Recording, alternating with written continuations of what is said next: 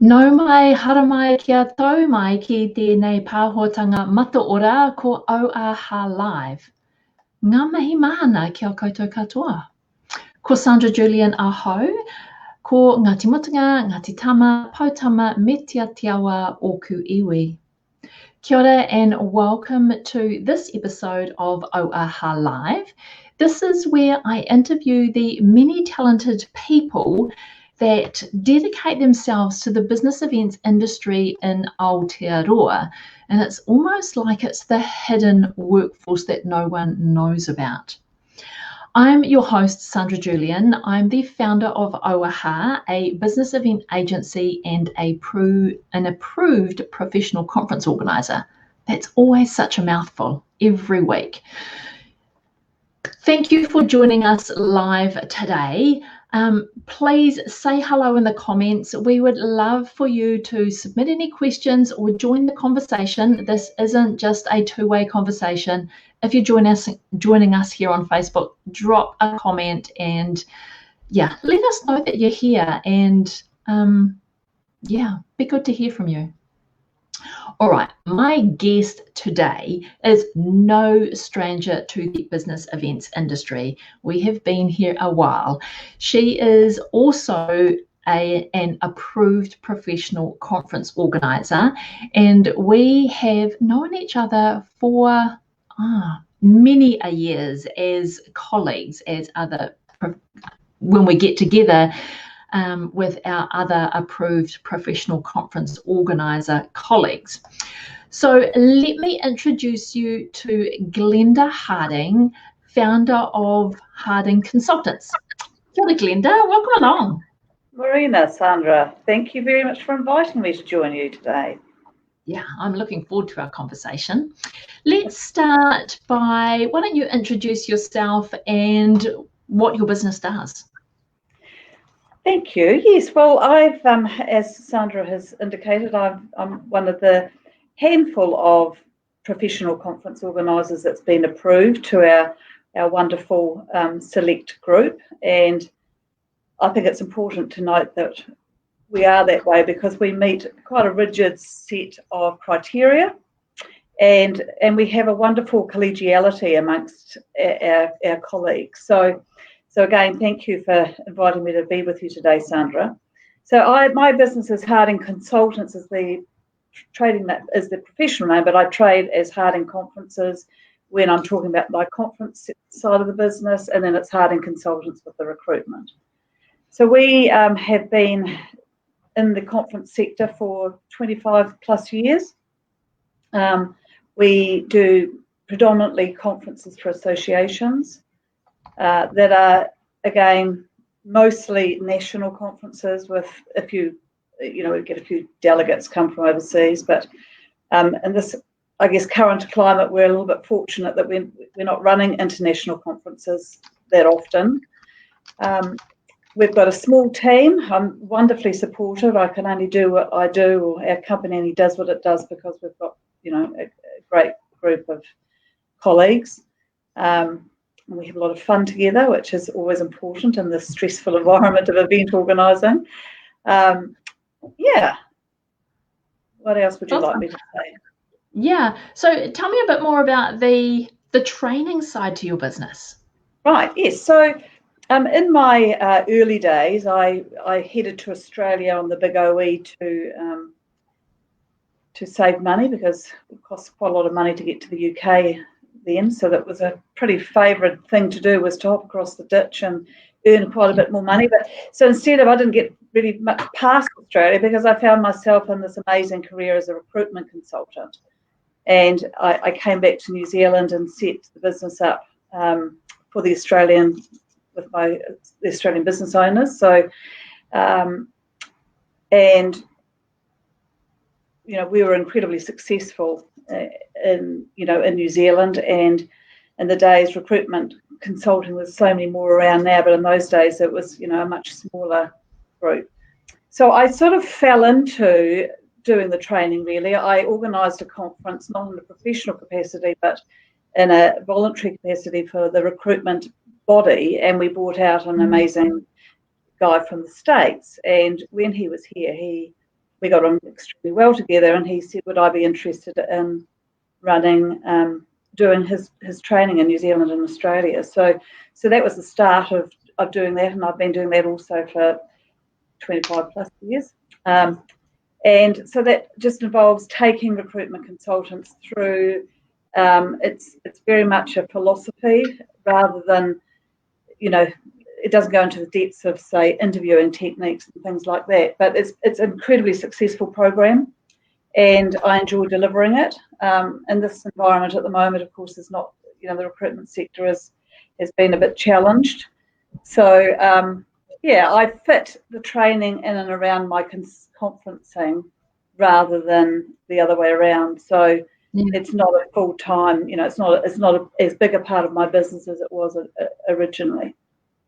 So that was the conduit for you getting into conferencing? No, well, yes, it was, in actual fact. So I was asked back in 1994, so I'm based in Christchurch, I don't know that I mentioned that. And so this is pre our conference centre days. We didn't have the convention centre, we had the town hall.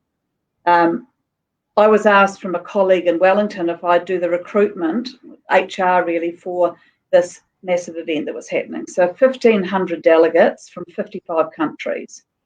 And all I did was initially just to recruit 280 temporary staff for the duration for the 10 days. And it was quite a high level conference, and well, I absolutely loved it. So I ended up becoming more entrenched in the organising, from training the staff and uniforms and things like that.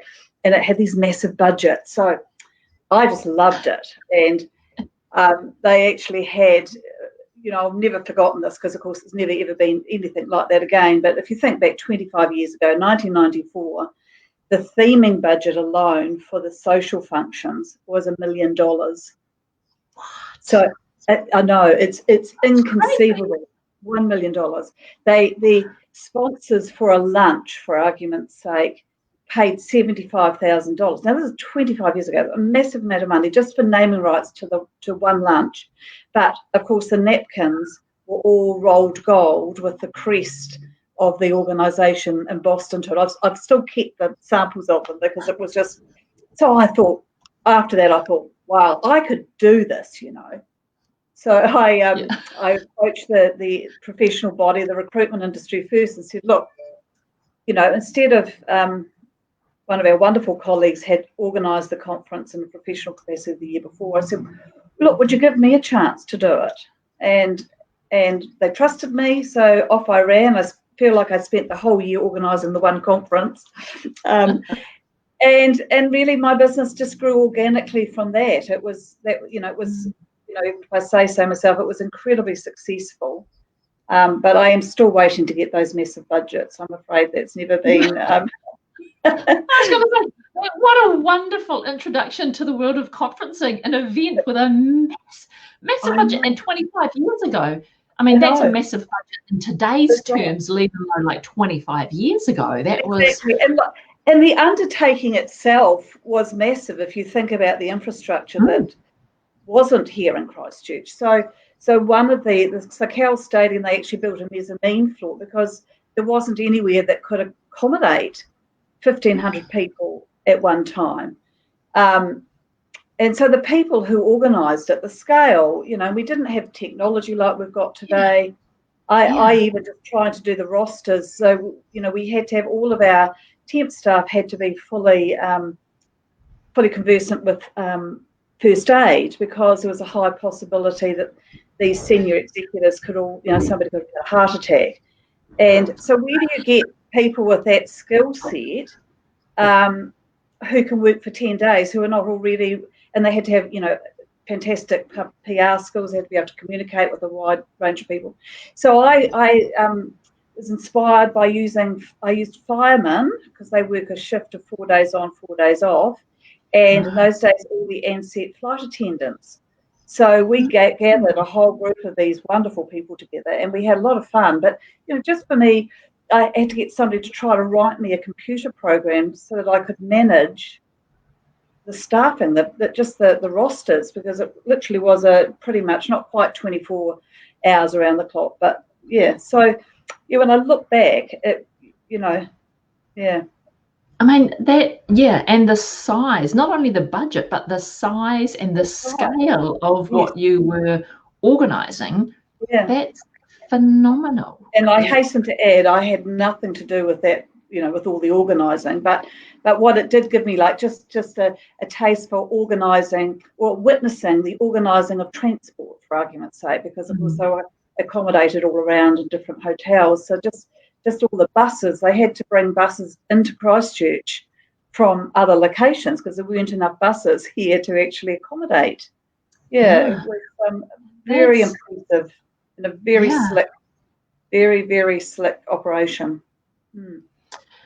And so then your next client or your second event after that one, did that look completely different, and did that look it did in size and scale? Yes. So as a consequence of I was had sort of come under the radar of Karen Wotton, who was in those days the general manager of Copthorne Durham Street Hotel here in Christchurch. So this client, who is still my client, so we're in the process of organising the 22nd. It's 22nd years. It's 22nd. Wow. It's 22 years that I've been organising the conference for them, and they happened to go for a hotel inspection. Said, "Look, we're thinking whether we may need to employ a professional," and Karen immediately thought about me, and so that was the big thing that launched me into.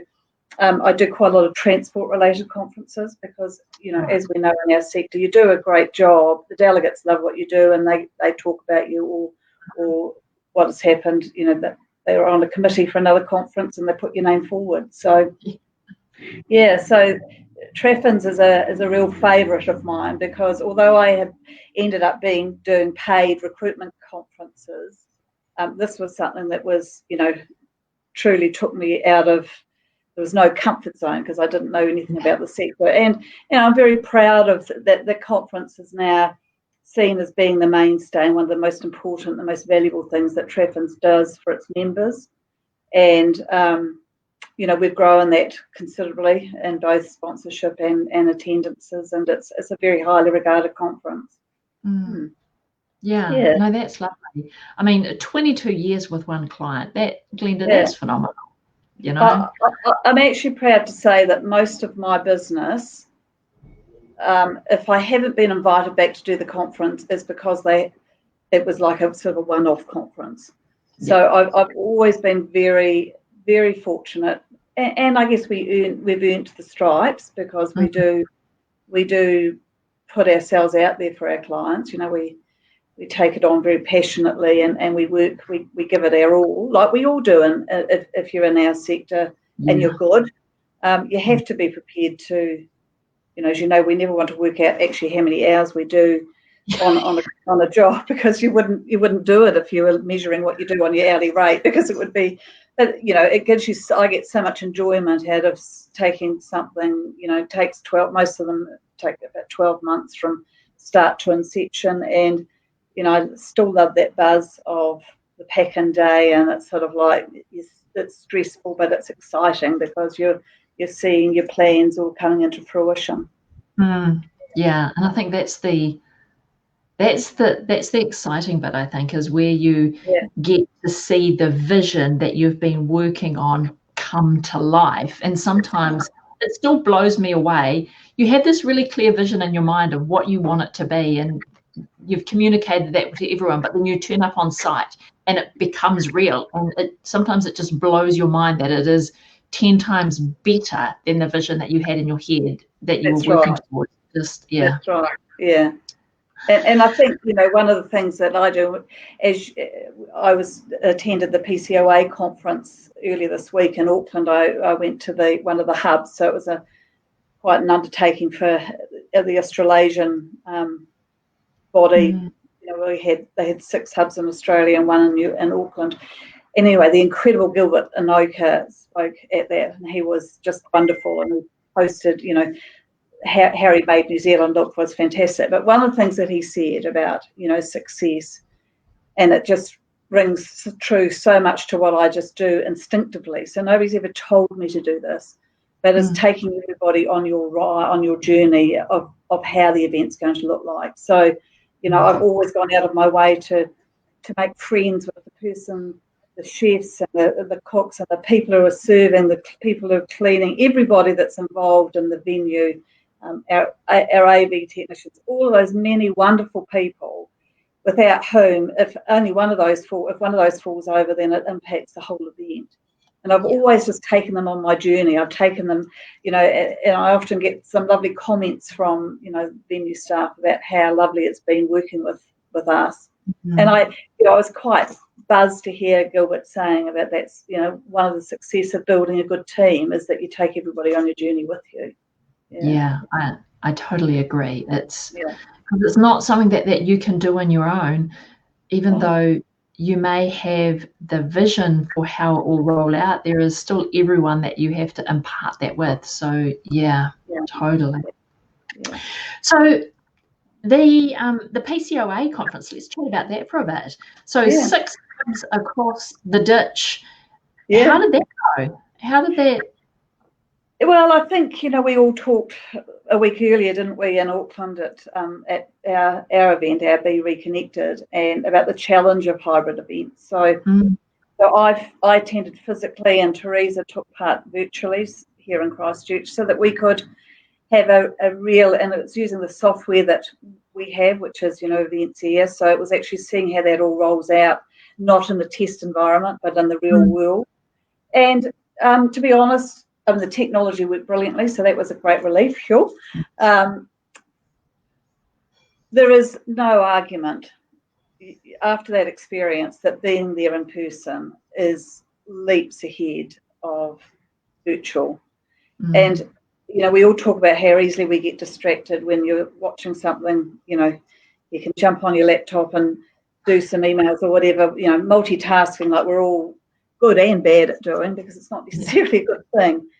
So even in the virtual hub, there were many of us talked about if we weren't engaged enough with the virtual presenter, we quickly got sidetracked. And of course you can do that because nobody else, I mean, people in the room could see what you were doing, but we're all doing the same thing. So that sort of confirmed for me something that I knew anyway, but it was great to sort of recognise that. And the other thing that a lot of people were talking about how it's important to pre-record some of your presenters. I unanimously found that I didn't enjoy those anywhere near as much. And that, when I say unanimous, that was unanimous in our room anyway. Everybody felt the same. That at least, you know, and also panel discussions were probably the highlight of the virtual component, if that makes sense. Yes. Because it was real time. It's doing what we're doing now. It was asking questions and you know, for those I felt like I was in the room with them. So that's ticked a lot of boxes for me when I'm working with my clients about how, you know, we're structuring the hybrid aspects. And look, let's face it, hybrid's going to be there with us for the future. But how successful it's going to be, you know, we all want to do a fantastic job, don't we? So we want to deliver. People just think that, if it's hybrid and you've got a virtual, it's just a technology thing. Well, it's way more than that. You know, presenters have to be prepared for presenting virtually to a virtual audience as well as to a live audience. Is challenging. And how do you make those people behind a camera feel like, you know, they're part of it? Yeah.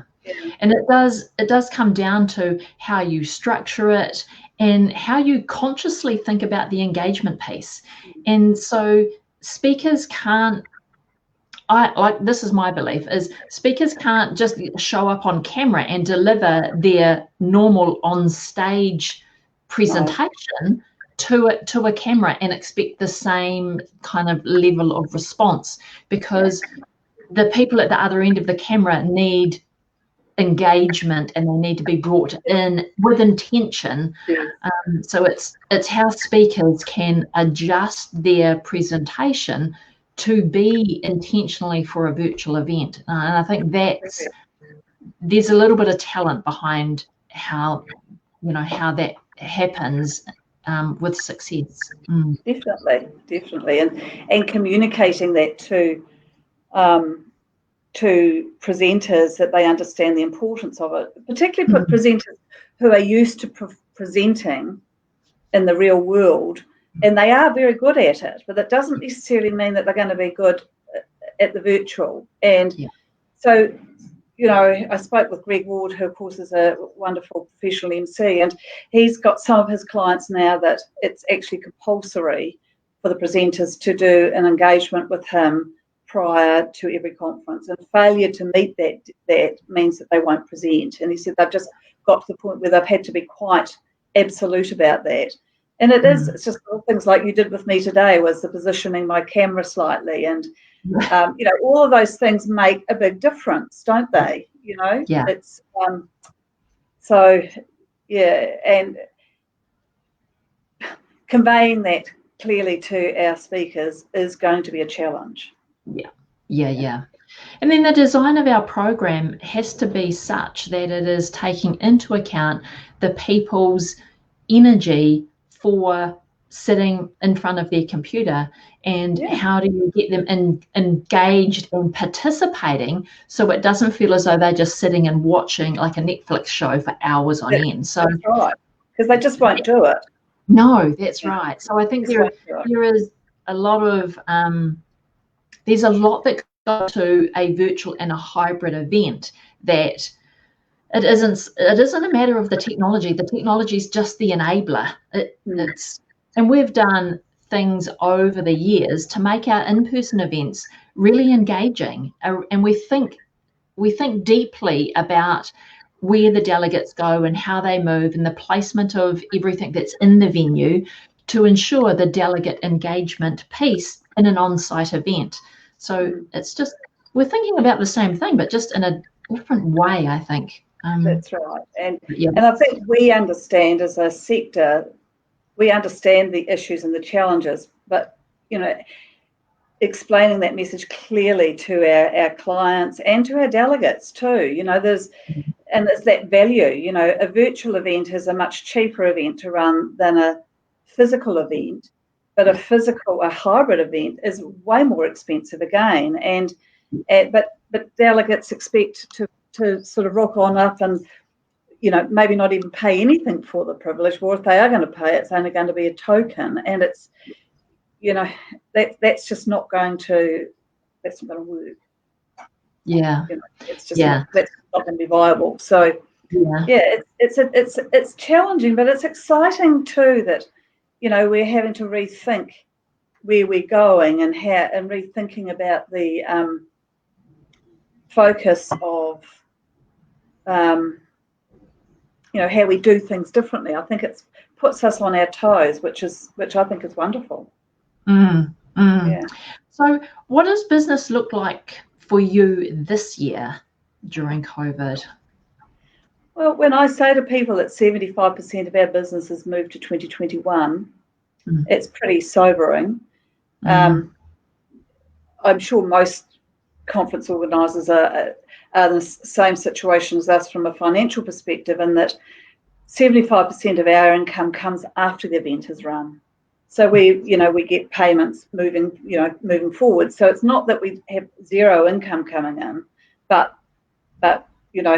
it's significantly down. So we're fortunate that we've got, we're a strong company. We've got, infrastructure behind us. We haven't had to, it's determined not to put our staff on reduced wages, reduced hours. They voluntarily did that without me even asking, but it was pretty nominal, because we all need to have our wages, and I don't want to be in a situation where it caused any discomfort for them. So the wage subsidy, of course, helped immensely. It's a great shame that the business events, the tourism is well talked about the impact for tourism, but the business events, I just don't think people get the impact on us and all of our amazing suppliers, and it's impacted our sector so significantly. And apart from the wage subsidy, which was awesome, there's been very little support. In a tangible way for Yeah, our sector. I agree, in a tangible way, for sure. I mean, I think what I've seen is that we're all really savvy business owners, and we've been able to navigate our way around it.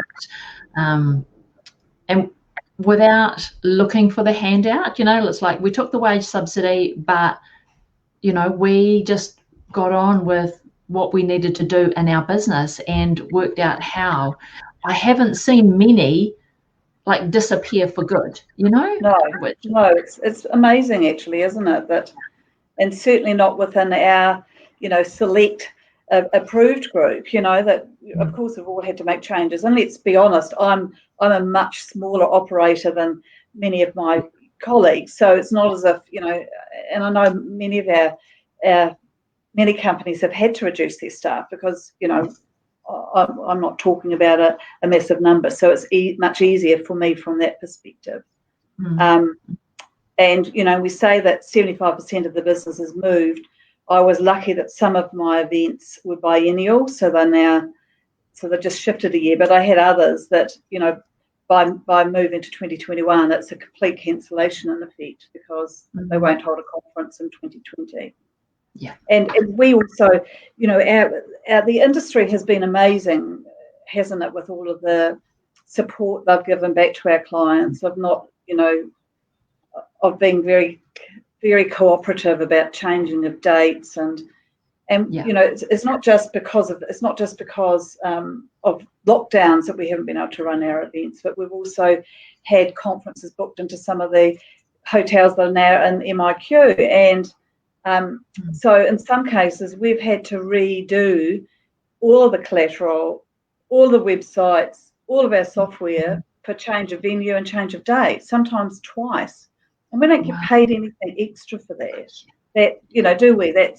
And I'm sure probably our clients would be happy to do it, but I feel that all of these hotels and AV companies, I mean, one we had to pull 3 weeks before, so and they've all been so supportive that it would sit very uncomfortably for me to then go and ask my client for more money. So Tracy Thomas said it quite perfectly at a meeting we had with Christchurch NZ a few weeks ago. We're all very busy doing work that we're not being paid for, and that's really pretty much what it's like. Yeah. Because we all understand that we're all in the same boat together, so we can only all benefit if we all put in that extra piece in order to make that outcome right. So between the client and us and the suppliers, it's all about pitching in, because there's light at the end of the tunnel when we all pitch in. Definitely. Yeah. Nice. And so has your training been affected by COVID? So conferences I haven't done any courses this year. I mean, so they didn't go virtual? No, and I don't think the training I do is pretty small groups around a boardroom table, and it's very much, I just don't think we get the level of engagement and interaction if we try to do it that way. I mean, often whilst I'm training, I'm also facilitating discussion, and so it's not just what I've got to impart, it's also wonderful having, it's like everything in life, isn't it? Everybody that's there also has some great ideas and things to contribute. I just don't know, we've all had that death by Zoom, and I just think keeping that engagement would be really challenging. So I haven't gone there, and that's from my perspective not a problem. Okay. I was just wondering whether, that one part of your business was helping keep the other part of your business afloat, or it just completely. No, it's not. It's just, but we, having said all of this, like, we thought we were going to have a nice, rock up to the end of the year, and December would be a bit calmer because we had a conference in late November, which we would have been doing the wash up for. So it's like, all right, let's look at the good side of this. Means that okay, but here we are now. 2 weeks to go, and just a week really, because we're actually going to close for the first time. We're going to close a week before on the 18th, so next Friday's our last official day. it's just, we just feel like we're still, busy getting lots of promotional material out for, so don't forget all about the conferences over the Christmas break, and have them all re-energised, hopefully, when they come back to continue their registrations and sponsorship and things like that. So 2021 is looking positive for you? Yeah, it's assuming we have no more lockdowns, I don't foresee any issues. And as time's ticking by, I'm feeling a lot more confident now.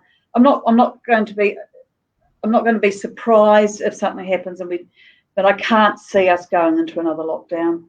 I think the two community outbreaks that we've had have been so well managed and so quickly controlled that,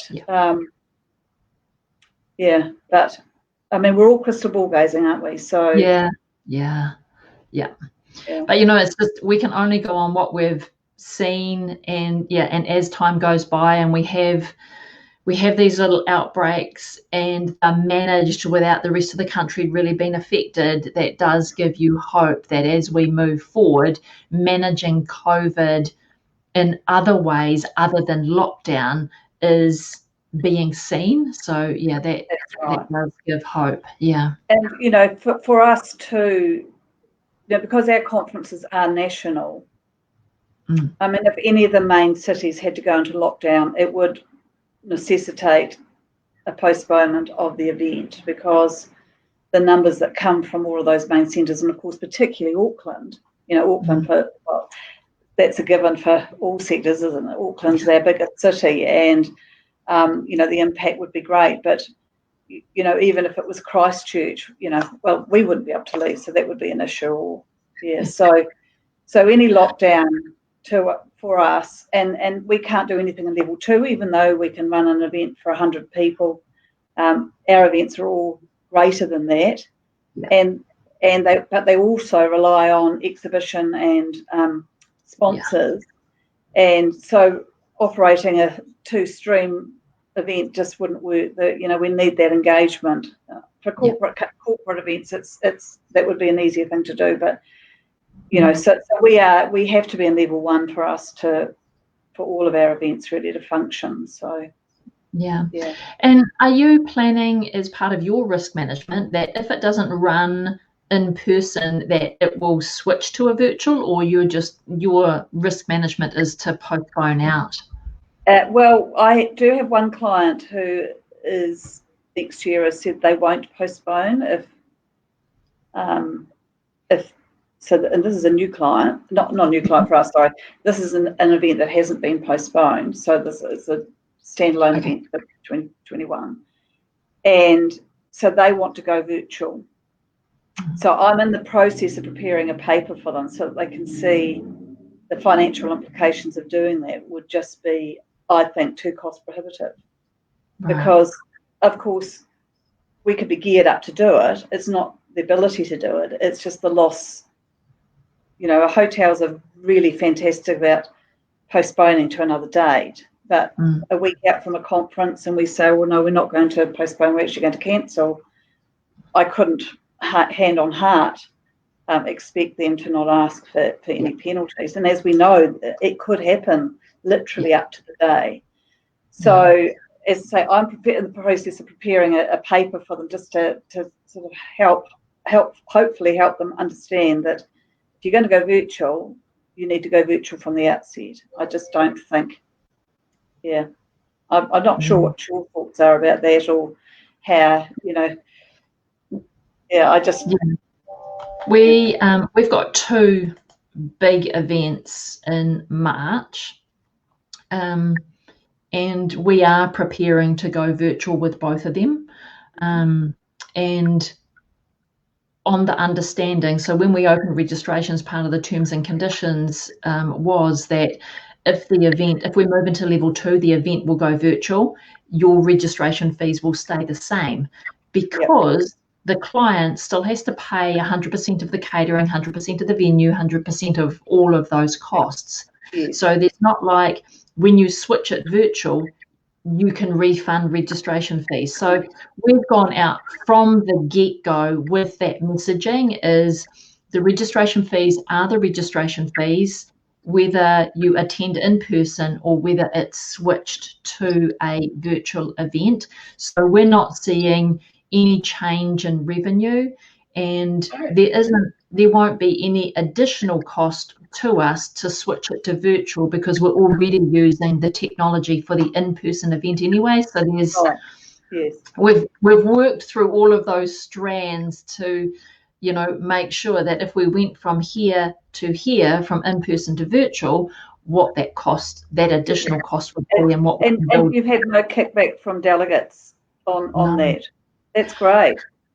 Yeah. Well, not to say that if we go to a virtual event that there won't be kickback, because the number of delegates that read the fine print or read the terms and conditions that they say they have is, you know that they don't read it. So, and so what about exhibitors and sponsors? Yeah, sponsors, we've, given them the same thing. Lucky, both of these events that we've got don't have exhibitors, or the one that did have exhibitors, we've decided to go without the exhibitors this time around, for that pure reason that we can't. How we do that, is just another layer, and they're not necessary for the event. They're a nice to have in the event. So so we've gone without. So that's definitely something that we're not having to think about. And it's great that you're not having that kickback, because my client wants to, if it goes virtual, then fees would go back to the virtual rates, which are considerably less than what the in-person rates are. So, so that's food for thought for them to think about, isn't it? Yeah. So we just had to, with my clients, we had to talk about that. We had to talk that through and be comfortable that the registration fee is the registration fee. Lucky they're not exorbitant, like they're not $1,000 registration fees. I think for one of them it's $300, and for the other it's $350 or $400. So they're not huge amounts anyway. Whereas these ones are sort of, and they're probably double that price. So it is it's a bigger cost. So I think that's where every event is individual right now, around how you're treated, what your risk management plan is, whether it goes virtual or postpones. I think everyone is a case by case based on all of those factors. I just don't think there's one answer for everything. No, and you're quite right. There isn't one answer. There's not a catch-all that fits for everybody. I think in your shoes, with exhibitors and quite high registrations, that could be such a difference. In some ways, while it's not so good for sponsors, but it's actually, in a lot of ways, it's also easier to get their logo and their name sort of put forward. So, but it's the exhibitors that is the challenge. Because it's the engagement that they want, and they want to capture people walking by, and they want that random conversation, and they want that's a little bit more challenging, where online it has to be a bit more intentional and on purpose, and a different strategy around your exhibition. So that's right. So 2021 is looking good, all things going well with COVID. Yes, very much so.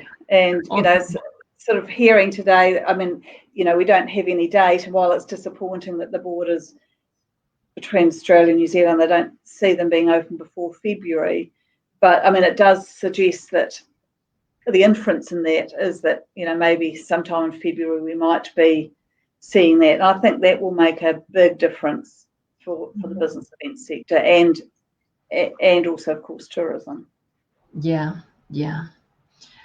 Glenda, do you just focus on domestic events, or do you have a little bit of international in that mix? I've done a couple of Australian events, done a lot of training in Australia as well. So and doing those offshore ones is yet another dynamic, isn't it? That you have to understand.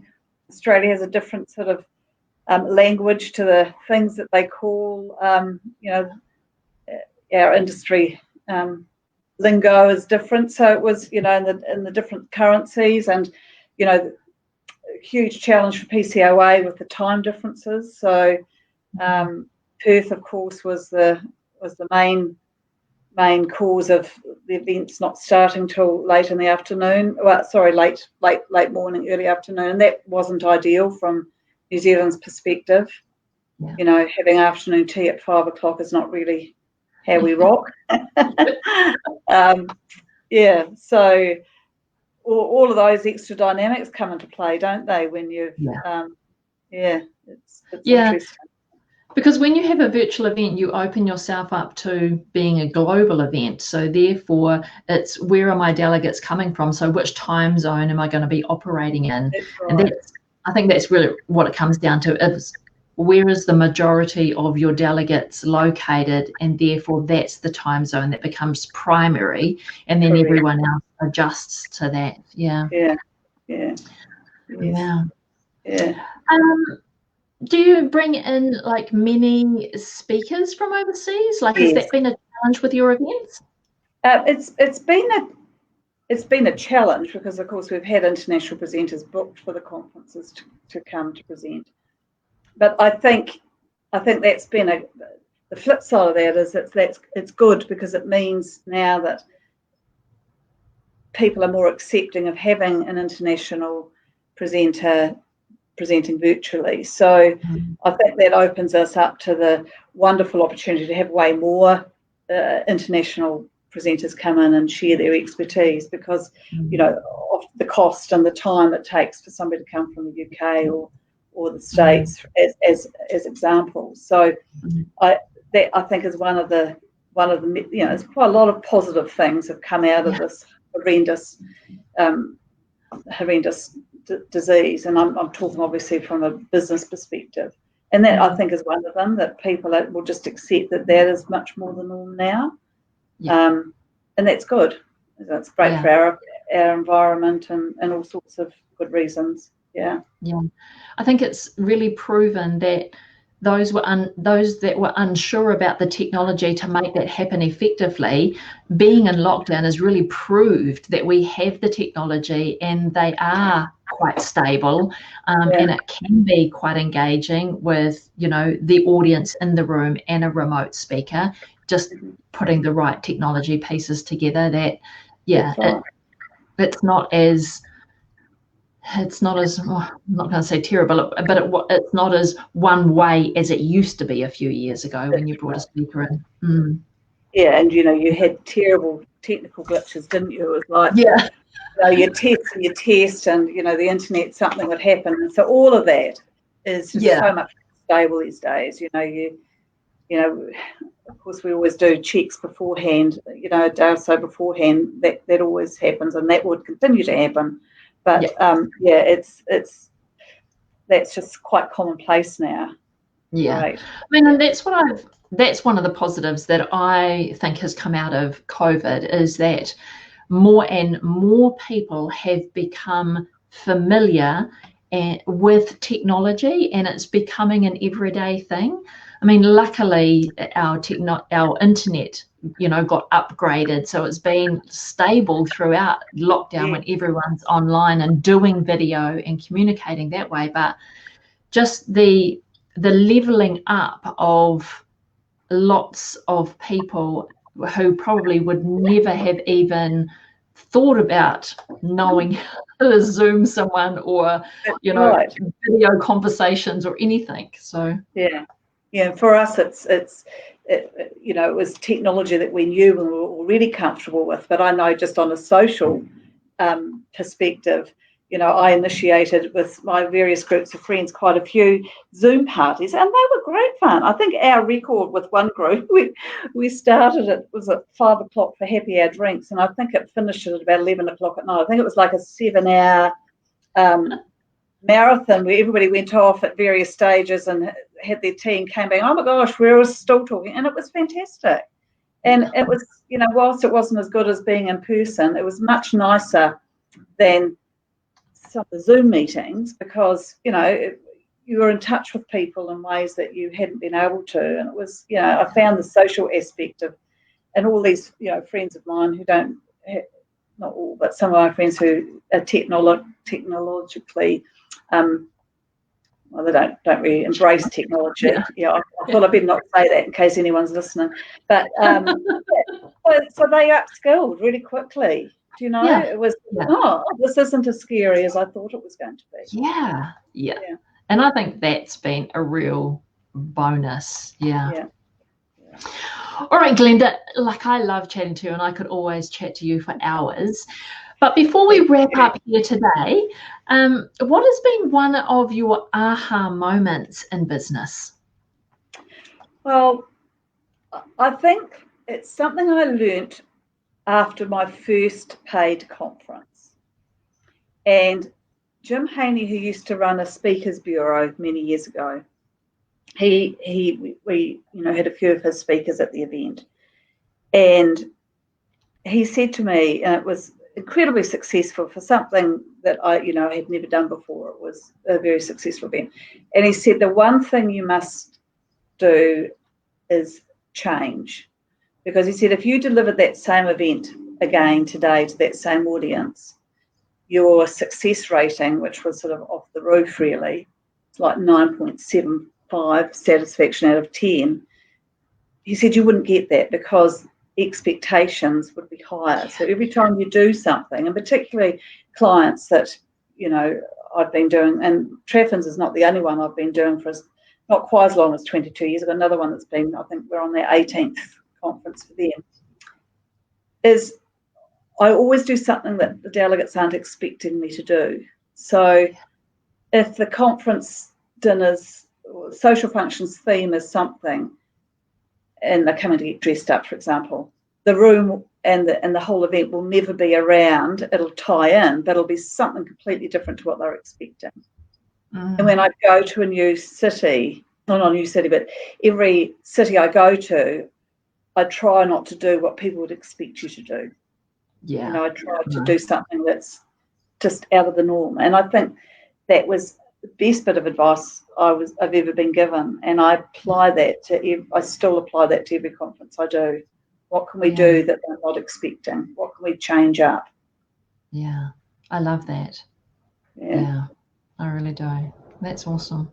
Because we can get set in something, can't we? We're just so comfortable, and let's just keep rolling that out the way it is. I'm not saying everything changes, but I'm just conscious that. But you just change one thing every time. You just one thing different. Yeah. Yep. So those repeat clients. Sorry. Those repeat clients that I've got, it is okay. So what do we do? What's something different? Because we go back to the same venue every year, so it's not just So I don't. All right, that would be change the rotation of the room. It's like, all right, let's change not just the rotation, let's change the location. So it's a real challenge when it's the same event back in the same venue year after year, that you have to just think, what is that one thing that we can do different that they will notice immediately that they arrive, that it's not the same as last year. That I haven't had to do that, so that must be that would be very, very challenging, and often you don't have the budget to, in fact, some of my conferences, the budgets for spending those, those extra, getting lower and lower, but the delegates are still expecting that same level of rollout, which is, and that's challenging to come up with new ideas on a shoestring budget. Always keep thinking back to that very first conference and think, Can I have that back, please? Awesome. All right, Glenda. Well, thank you for joining me here today. I've really enjoyed our conversations. They're always fun. Thank you. And go and enjoy your lunch and the rest of your day. Have a lovely weekend, and I'll talk to you again soon. Lovely. Thanks so much, Sandra. Okay. Okay, everybody, thanks for joining me here again today for another episode of Auaha Live. It's been an absolute pleasure talking with Glenda and talking all things events, and I hope that gives you a bit of an insight into what goes on behind the scenes as a professional conference organizer. But once we've finished here today and the live finishes, I'd really love if you could take a moment to share this with your network, because you never know who's going to watch it and gets inspiration and take the goodness and the tips that Glenda shared today and do something different with their business events, or just do something different with the events that they do already. So if you want to be reminded about our next episode and all future episodes, there are 3 ways which you can get reminded. One is like our Facebook page and you'll always get alerts about the events. 2, like our LinkedIn page, because we'll post upcoming episodes there as well. Or you can hop over to our website, which is auaha.co.nz, and hit subscribe, and we will drop a reminder into your inbox. This is my last episode for 2020. Thank you so much for coming on this journey with us this year. When we started Auaha Live back in July, it was about bringing to the forefront and profiling all of these dedicated people behind the scenes of the business events industry. And so we are now 12 episodes deep with sharing the stories of different people with different backgrounds doing different things in the business events industry. So I hope that's given you a bit of an insight into what our industry looks like. We will definitely be back here again next year in 2021 for more episodes and sharing more of the goodness that makes up the business events industry, either to inspire you to do something different with your business events, or connect you with suppliers and providers in the industry who can level up your event. So we're off on Christmas break very shortly. We are back in the new year. Our first episode is the 22nd of January, and I've got a wee fireball of a guest to join me then. That's going to be a real laugh, so put that in your calendars right now. But again, sharing more of the real stories from the real people that make magic happen behind the scenes of the business events industry. So until next year, be safe, have fun, and enjoy your holiday season. Mā te wā.